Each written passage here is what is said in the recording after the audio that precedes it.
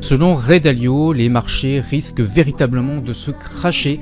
Il lance vraiment une alerte dessus. Mais en tout cas, il y a une chose qui est sûre, c'est que l'été est chaud. Mais sur les marchés, c'est aussi chaud puisque les indices boursiers, vous l'avez vu dans ma dernière vidéo du week-end dernier, sur le sentiment de marché, les SP500, le Nasdaq 100, etc. ça évolue sur des ATH. Donc on est reparti potentiellement en marché haussier. Mais c'est vrai qu'il ne faut pas oublier qu'il va y avoir les tarifs de droits de douane qui vont peut-être revenir dans l'actualité à partir du 1er août. Donc peut-être que ça fera se crasher de nouveau les marchés comme on avait eu. Rappelez-vous, il n'y a pas si longtemps que ça, lorsqu'on a formé un espèce de V-bottom avant de remonter aussi rapide quand Trump a un petit peu calmé l'ensemble. Donc nous verrons ça pour le mois d'août. Mais en tout cas, pour l'instant, les marchés sont bullish. Mais ce qui est intéressant, c'est que même quand un marché est cher, parce que je trouve, le marché c'est même pas que je trouve, c'est qu'il est clairement survalorisé. Si on regarde l'indicateur de Warren Buffett, il va nous dire également qu'il y a une survalorisation globalement des actifs, mais en tout cas des indices boursiers. Et bien, même dans un marché comme ça, on arrive à trouver des actions, par contre, qui, elles, sont sous-valorisées sur le plan fondamental. Donc, je t'ai parlé sur les shorts, etc., de quelques actions que j'ai rentrées récemment dans mon portefeuille, le portefeuille, entre guillemets, du druide. Ce portefeuille, c'est pas rien parce que tu vas pouvoir suivre l'évolution sur cette chaîne au fur et à mesure des années, en tout cas, tant que je continue la chaîne. D'ailleurs, si tu veux m'encourager, n'hésite pas à mettre un petit like, un commentaire éventuellement, mais surtout à t'abonner afin de pouvoir être informé dans le futur. Eh bien, je ferai le suivi de ce portefeuille et il a vocation vraiment à me donner de l'indépendance financière en complément de mes SCPI et en complément de mon swing trading actif, qui est encore une autre approche qui n'a rien à voir. Donc en fait en swing trading on va chercher à surfer des tendances haussières, alors que là sur des stratégies comme ça, portefeuille dividende ou portefeuille passif, je vais plutôt au contraire acheter quand les actions baissent beaucoup. Donc après l'idée c'est de ne pas se positionner sur une action qui baisse beaucoup et qui va devenir compliquée en termes de santé financière, qui ne pourra plus verser des dividendes, etc. L'idée c'est de garder des actions qui gardent une bonne santé financière et qui vont continuer à verser les dividendes. Pourquoi ? Parce que tant que les marchés baissent ou tant que les actions baissent, eh bien les dividendes sont automatiquement sur mon contrat d'assurance vie réinvestis dans des nouvelles actions. Et donc ça fait avec le principe des intérêts composés, plus je vais pouvoir ramasser d'actions, plus ça baisse, et plus je vais pouvoir réinvestir en dividendes, et plus les dividendes vont me permettre de racheter des nouvelles actions durant la baisse. Et c'est comme ça qu'on va pouvoir créer un effet boule de neige sur le long terme, et le jour où les marchés vont repartir à la hausse, eh bien on va en profiter au maximum. Donc souvent les gens veulent que ça monte, mais en réalité lorsqu'on est en phase d'accumulation, lorsqu'on est en phase de création d'un portefeuille, on veut au contraire que les indices baissent beaucoup, que les actions baissent beaucoup pour pouvoir renforcer, faire du DCA, moyenner à la baisse, épargner tous les mois et réinvestir sur ces actions. Donc c'est ça l'idée en fait, on veut que ça baisse pour acheter des actions pas trop chères et pour que sur le long terme, au bout de 6 ans, 7 ans, 8 ans, 10 ans, 15 ans, eh bien nos actifs se valorisent et en plus de ça après avec les dividendes qu'on perçoit régulièrement on pourra se verser des compléments de revenus tout simplement avec la partie dividende. Bref, en tout cas, aujourd'hui je vais te parler d'une nouvelle action qui rentre dans mon portefeuille que justement je considère comme sous-évaluée sur le plan fondamental et qui reste une action de qualité mais qui a perdu moins 40%. Donc quelle est cette action ? On va voir ça, je te fais une petite présentation juste de son activité rapidement, ça dure à peine 1 minute 30 et après surtout on va aller voir le graphique pour te présenter cette action. Accenture est une entreprise mondiale de services de conseil et de technologie. Voyez-les comme les experts ultimes en résolution de problèmes pour d'autres entreprises. Les entreprises, des banques aux grands détaillants, embauchent Accenture pour les aider à fonctionner mieux, plus intelligemment et plus rapidement. Alors, que font-ils réellement ? D'abord, ils conseillent les clients sur les grandes décisions, comme comment utiliser les nouvelles technologies ou améliorer leur stratégie. Ensuite, ils aident à concevoir et à construire des applications au système cloud.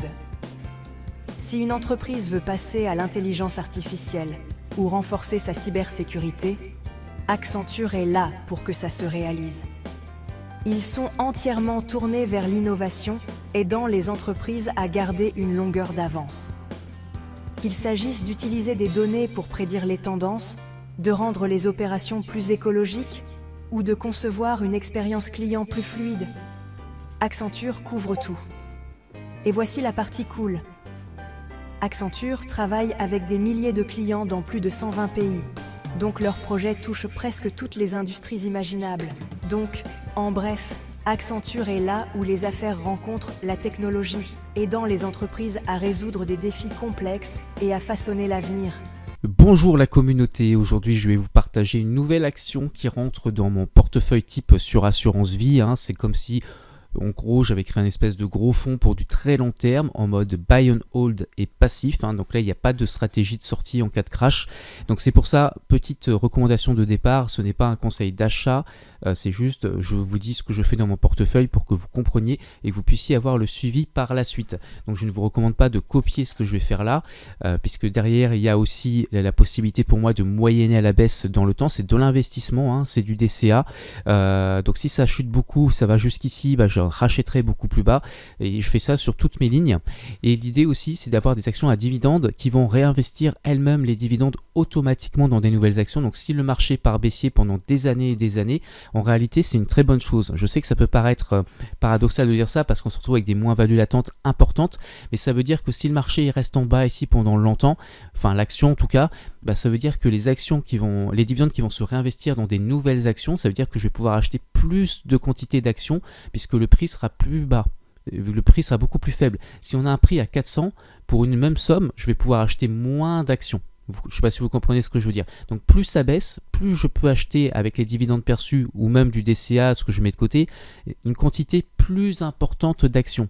Et plus j'achète une quantité d'actions plus importante, plus elle va générer également des dividendes plus importants. Et plus ça génère des dividendes plus importants, plus je vais pouvoir encore acheter plus d'actions. Voilà, je ne sais pas si vous comprenez l'idée de l'effet boule de neige, et c'est un petit peu ça l'idée. Donc en fait, plus une action baisse, ou en tout cas plus elle est basse en termes de valorisation, plus c'est intéressant pour du long terme. Donc bien sûr, il faut avoir une vue dans ces cas-là. Si on part en crash boursier, on investit au pire moment et toutes les actions se vautrent, faut partir comme sur du long terme. Il faut partir au moins sur 10 ans, 15 ans de détention pour une stratégie comme ça. Mais en tout cas, on est content quand ça baisse. Donc voilà, l'idée c'est aussi d'avoir une diversification dans le portefeuille. Donc j'ai pas que Accenture, j'ai plein d'autres actions. Mais en tout cas, Accenture intègre mon portefeuille sur assurance vie. Je vous montre ici un petit peu le contexte. C'était une action qui a fait beaucoup de croissance jusqu'en 2022. Il y a eu l'inflation qui a fait baisser clairement l'action, on le voit.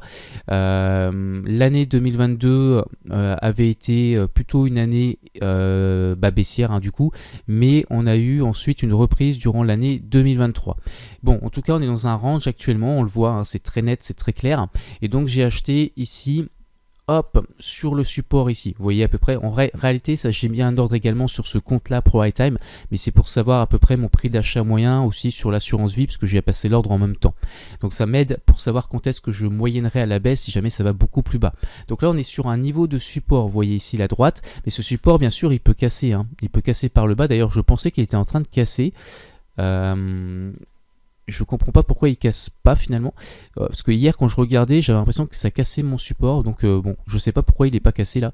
Bref, en tout cas s'il cassait, il y a l'autre support ici tout en bas, et vous voyez que là pour descendre ici il y aurait moins 10%, donc c'est pour ça, je ne dis pas qu'on est sur un point bas, c'est de l'investissement long terme, je fais juste le pari que dans 5 ans, dans 3 ans, dans 10 ans, cette action elle vaudra plus qu'elle ne vaut actuellement, et en plus de ça il y a des dividendes qui tombent, donc voilà, avec une bonne croissance des dividendes annuels.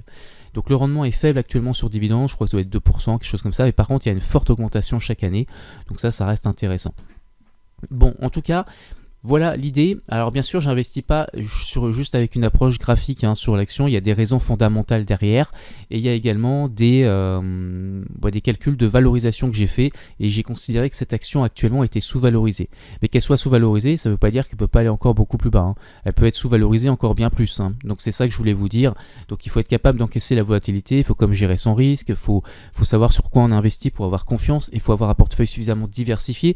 Comme ça, si un jour il y a une ou deux actions dans le lot qui remonte jamais, qui vraiment se vautre et qui rentre en difficulté, eh bien il y a l'ensemble du portefeuille, il y a toutes les autres actions qui elles par contre se porteront peut-être très bien et vont compenser ces deux lignes ou ces trois lignes ou cette ligne unique qui elle se portera pas bien. En tout cas là c'est très net, on est vraiment dans un gros range entre les deux bornes et aussi avec cette borne intermédiaire on va voir si elle tient à plus court terme. En tout cas voilà, c'était pour vous dire Accenture rejoint mon portefeuille. Je vous présenterai le portefeuille lorsqu'il sera mis à jour sur mon contrat d'assurance vie avec toutes les actions qui le composent actuellement, mais vous avez compris l'idée, comme on peut avoir des crashs, c'est d'avoir des actions aussi que j'achète qui ont pas mal corrigé aussi, c'est-à-dire qui ne sont pas sur des ATH, parce que je fais le pari qu'ainsi en achetant des actions sous-valorisées, elles devraient aussi un peu moins baisser s'il y avait un crash boursier que les indices boursiers. Donc du coup, je devrais avoir un drawdown beaucoup plus faible.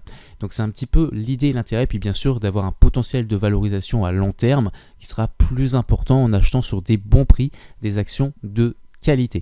Voilà, donc je fais pas plus ici pour parler d'Accenture. Je rappelle qu'il y avait aussi ZTS qui avait rejoint mon portefeuille. Donc ZTS, j'ai dû avoir un bon niveau d'achat parce que ça avait baissé avant que je sois exécuté sur mon contrat d'assurance vie. Voilà, on a 2 séances de baisse ici, enfin 2 semaines de baisse. Voilà, mais du coup je devrais avoir un bon prix par rapport au plus haut également de 2021. Vous voyez que ces 2 actions, elles ont beaucoup baissé depuis. On est ancré dans un puissant marché haussier et c'est vraiment fin 2021, début 2022 avec la guerre en Ukraine et l'inflation qu'elles ont commencé à bien chuter. Voilà, donc on fait le pari que sur le long terme, elles devraient se valoriser également.